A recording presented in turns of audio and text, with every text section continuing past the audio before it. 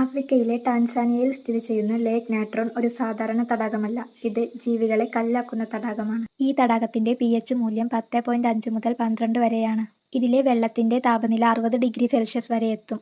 വരണ്ട കാലാവസ്ഥയിൽ വെള്ളം ബാഷ്പീകരിക്കപ്പെടുമ്പോൾ ലവണാംശം കൂടുകയും ഡ്യൂണലിയല്ല സെലീന എന്ന ആൽഗകളും ഹൈലോഅർക്കിയ പോലുള്ള സൂക്ഷ്മജീവികളും തടാകത്തിന് ചുവപ്പ്, ഓറഞ്ച് അല്ലെങ്കിൽ പിങ്ക് നിറം നൽകുന്നു. ഈ തടാകത്തിൽ വീഴുന്ന ജീവികൾ വെള്ളത്തിലെ ശക്തമായ ക്ഷാരഗുണവും ലവണാംശവും കാരണം കല്ലുപോലെ ഉറഞ്ഞുപോകുന്നു. ഇതേ പ്രക്രിയയാണ് പുരാതന ഈജിപ്തുകാർ മൃതദേഹങ്ങൾ സൂക്ഷിക്കുവാൻ ഉപയോഗിച്ചിരുന്നത്. പക്ഷേ ഒരു അതിശയകരമായ കാര്യം എന്തെന്നാൽ ലെസർ ഫ്ലെമിംഗോ എന്ന പക്ഷികൾക്ക് ഈ തടാകത്തിൽ സുരക്ഷിതമായി ജീവിക്കാൻ കഴിയും. ഇത് സാധ്യമാകുന്നത് ഇവയുടെ സവിശേഷമായ ശാരീരിക പ്രത്യേകതകളാലാണ്. ഇവയുടെ കാലുകളുടെ ചർമ്മം വളരെ കടുപ്പമേറിയതാണ്. അതുകൊണ്ട് ഈ വെള്ളം ഇവയെ ബാധിക്കില്ല. ഇവയുടെ ശരീരത്തിൽ സാൾട്ട് പുറത്തേക്ക് കളയാൻ പ്രത്യേക ഗ്രന്ഥികളുണ്ട്. ഇവയുടെ കൊക്ക് ഈ തടാകത്തിലെ സൂക്ഷ്മജീവികളെ ഫിൽറ്റർ ചെയ്യാൻ അനുയോജ്യമാണ്. തടാകത്തിലെ വെള്ളം മറ്റു ജീവികൾക്ക് മാരകമായതിനാൽ വേട്ടമൃഗങ്ങൾ ഈ ഭാഗത്തേക്ക് വരാറില്ല. അതുകൊണ്ട് തന്നെ ഈ തടാകം ഇവയുടെ പ്രധാന പ്രജനന കേന്ദ്രമാണ്. ഈ തടാകത്തിന്റെ ഈ പ്രത്യേകതകൾക്ക് കാരണം സമീപത്തുള്ള ഓൾ ഡൊയ്ന്യോ ലെങ്കായ് എന്ന അഗ്നിപർവ്വതമാണ്. അതിൽ നിന്ന് വരുന്ന ധാതുക്കൾ